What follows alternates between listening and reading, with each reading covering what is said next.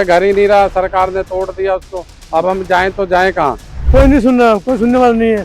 भगवान है, मुझे आंखें बंद कर जिंदगी गुजर गई, अब कुछ नहीं बचा। जो कि हम मकान मालिक कहलाते थे, आज हम दूसरों के यहाँ कमरा ढूंढने के लिए जा रहे हैं। यही था बस मेरे पास सब कुछ, यही मेरी जिंदगी थी यहाँ पे, और कुछ नहीं है। अब हम रोडों पे पड़े हैं, ऐसे धक्के खा रहे हैं पूरी दोपहरी में। जब क्या गए, हम तो मजबूर हैं। मान पक्के कागज नहीं, मैं बातें रजिस्टर नहीं मान रही। सुप्रीम कोर्ट के जज भी ऐसे बैठे हुए हैं, वो भी गवर्नमेंट दबाव में आ गए, ऐसे काम कर रहे हैं और कोई मदद नहीं कर रहा। बताना, ये तो इतनी निर्दयी सरकार है।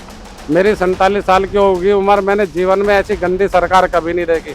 मैं तो भगवान से दुआ करता हूँ कि भगवान ऐसी सरकार जीवन में कभी ना आए, और जो ऐसी सरकार चला रहे कीड़े पड़े, कीड़े पर पड़ के मरे, वो मौत आए उनको।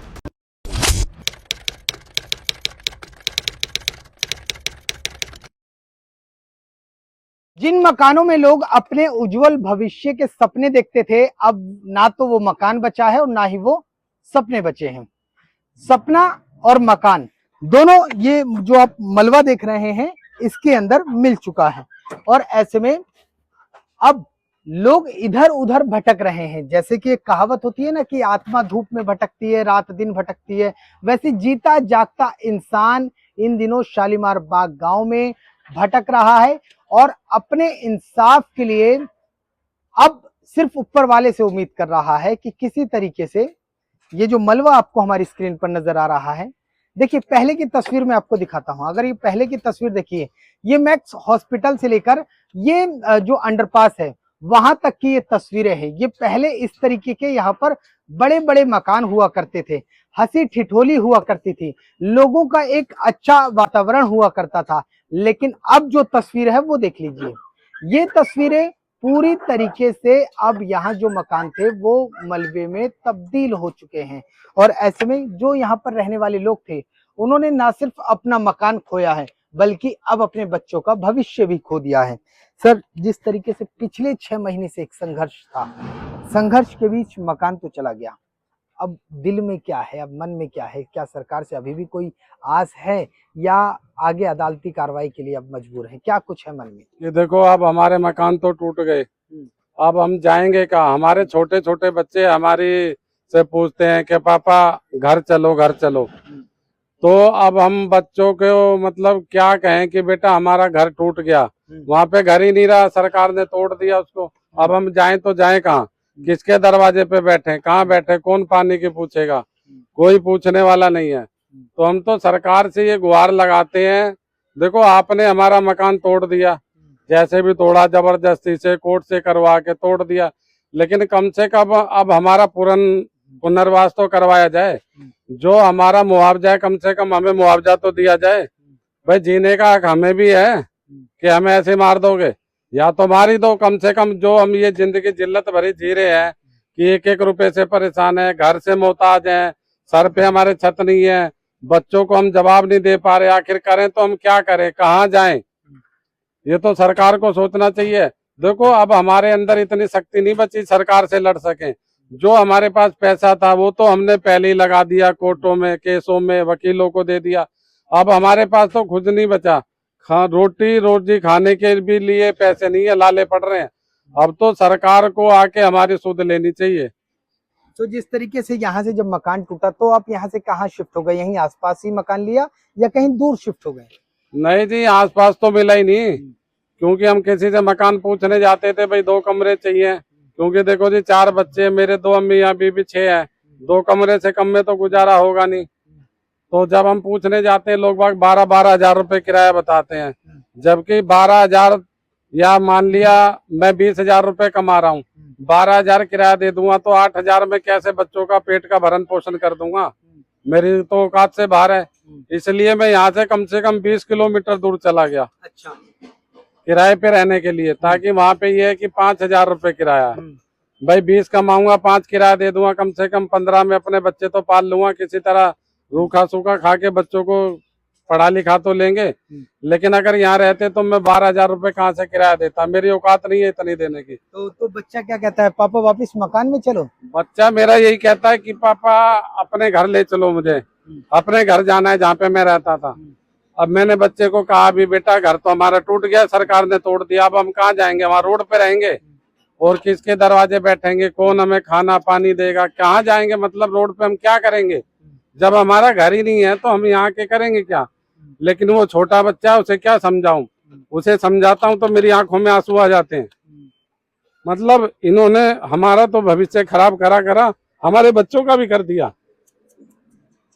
तो जब घर में जब बात होती होगी, जब बच्चा कहता है मकान में चलो मकान में चलो, तो क्या मैडम और आप लोगों की आंखों में उस टाइम भी आंसू आ जाते हैं? बिल्कुल बिल्कुल आंसू आते हैं। बताओ ना हम कहाँ जाए, क्या करे, किसके आगे गुहार लगाए। बच्चा भी, बेटा भी, बेटी भी, सब रो रो के हमारा बुरा हाल है। ऐसा लग रहा है कि भगवान कहीं से मौत आ जाए, कम से कम साली जिंदगी से तो छुटकारा मिल जाए हमें। देखिए, ये वो लोग हैं जो यहाँ पर कई सालों से रहते थे, कई दशकों से रहते थे, और अब जिस तरीके से इनकी जो मकान है, ये तस्वीर देखिए, पूरा शालीमार बाग जिस तरीके से जो रोड का चौड़ीकरण होना था, ऐसे में 31 मई की तारीख को यहाँ पर बुलडोजर पहुंचा। 6 महीने का संघर्ष इन लोगों ने किया और अब पूरे इलाके में सून सपट्टा है, दूर दराज तक कोई नजर नहीं आया। बड़ी मुश्किल से ये लोग नजर आए और इनके गले आज भी भरे हुए हैं। मतलब अपनी आंखों के आगे अपने मकान उजड़ते हुए देखा और उसके बाद मकान जब उजड़ गया तो भी उसके जो बचे हुए अवशेष हैं वो भी गायब हो रहे हैं। देखो अब क्या करें, हम तो मजबूर हैं। मेरे पास पक्के कागज होते हैं, गवर्नमेंट ने अपने कागज भी उसको नहीं माने, पक्के कागज नहीं मान, बातें रजिस्ट्री नहीं मान रही, दाखिल खारिज नहीं माने, फिर गवर्नमेंट माने क्या हमारे से बताना, ये बताओ।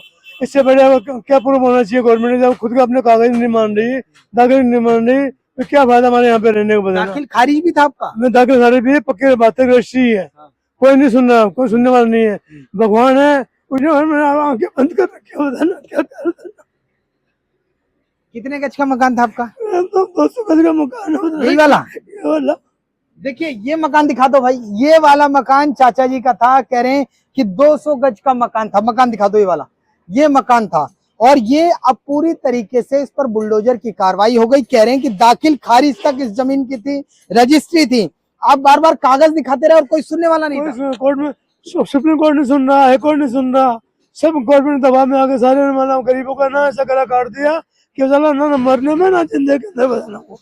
इनका तो कुछ जाता नहीं है। गरीब साला मरता है, उसको पता है गरीब कैसे मरता है, बताना, तिल तिल करके मरता है आदमी, बताना।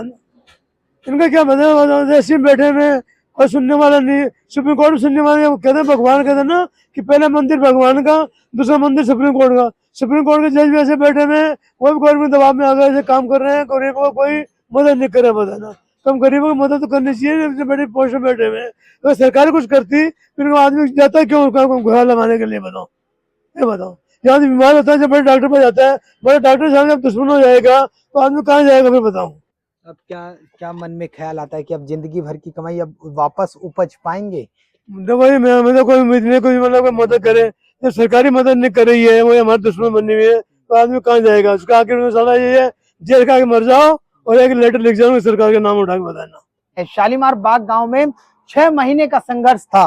सरकार से लगातार गुहार लगा रहे लोगों ने बहुत अपील की थी, कहा था कि थोड़ी सी तरस कर लीजिए, विकास बनाम जिंदगी नहीं हो सकता।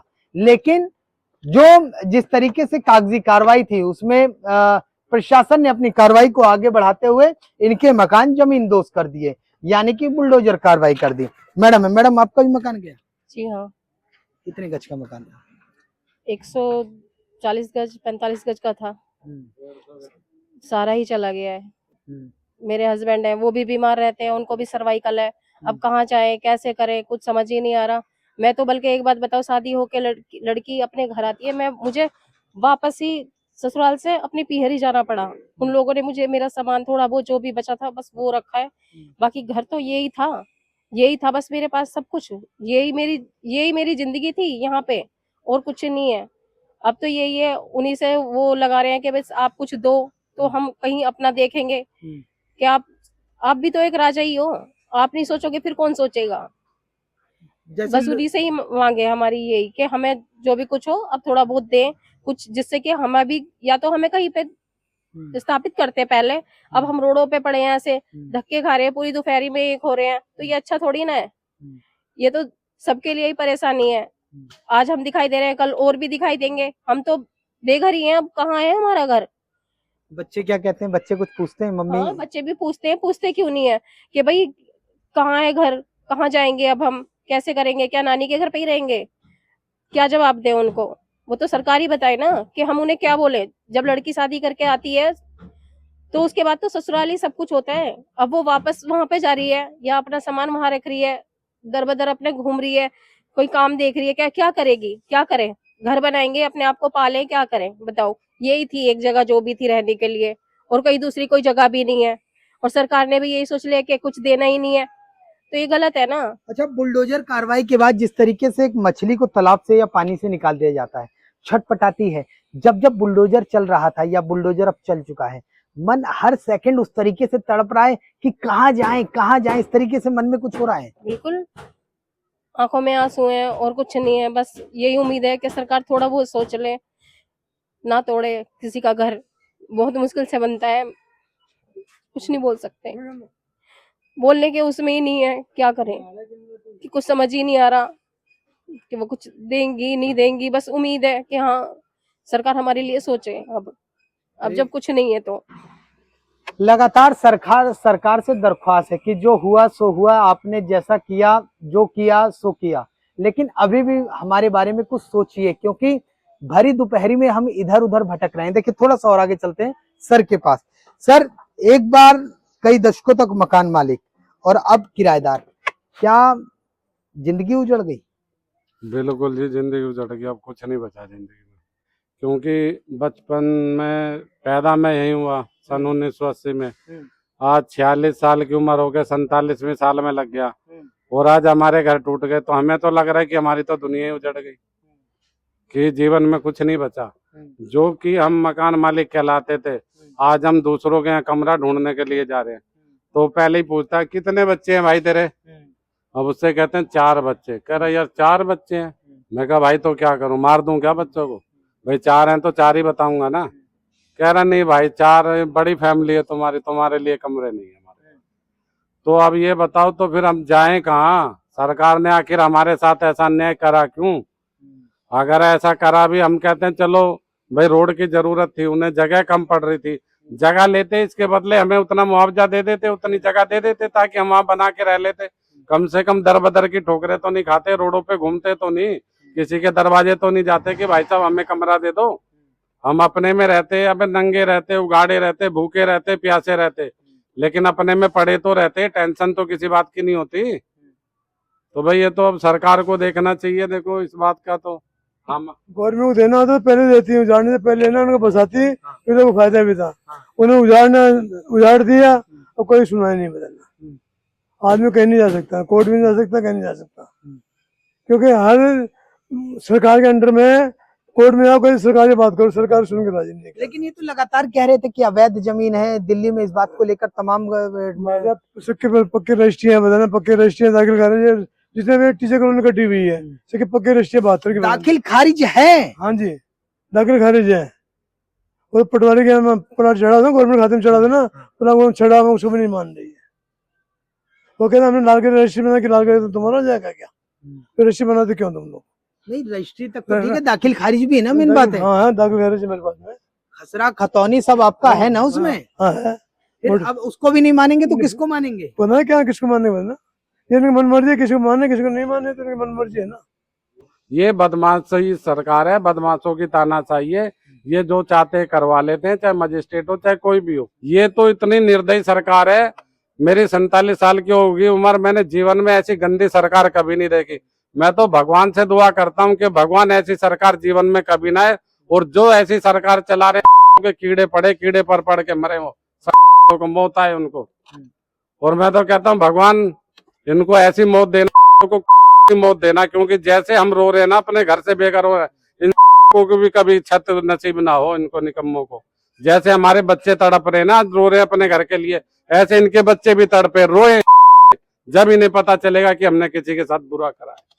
ठीक है, ये वो लोग हैं जिनका घर बुलडोजर कार्रवाई में जा चुका है। पूरा ये जो प्लॉट आप देख रहे हैं, ये कल तक एक हाई राइज बिल्डिंग के बीच होता था, लेकिन आज अगर यहाँ की तस्वीरें दिखाऊं तो ये पूरा इलाका अब बुलडोजर कार्रवाई में मैदान बन चुका है।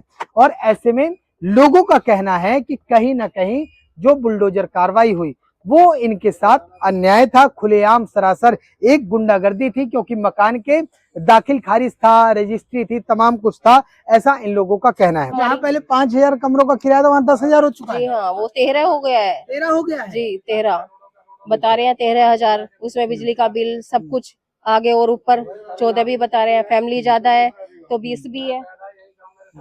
देखिए, लोग कह रहे हैं कि यहाँ पर जिस तरीके जो कमरे का किराया पहले 5,000 अगर हुआ करता था, तो आज जब बुलडोजर की कार्रवाई हो गई उसके बाद कमरों का किराया औने पौने दाम लोग वसूल रहे हैं। ऐसे में लोगों को ना कमरा किराए पे मिल रहा है और ना ही जो इनका मकान था वो तो जा ही चुका है।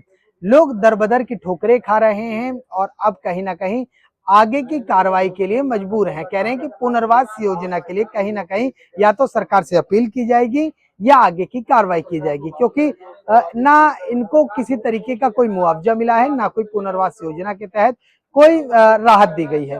बहरहाल शालीमार बाग की जो तस्वीर है गांव की बेहद दयनीय है। लोग परेशान हैं, लोगों की आंखों से लगातार आंसू आ रहे हैं और हम लोगों को ज्यादा इसलिए भी बातचीत उनसे नहीं कर रहे क्योंकि हर कोई व्यक्ति कैमरे के आगे रोता हुआ दिखाई पड़ रहा है। दिल्ली से कैमरामैन राकेश के साथ मैं राहुल शुक्ला, नमन सत्य।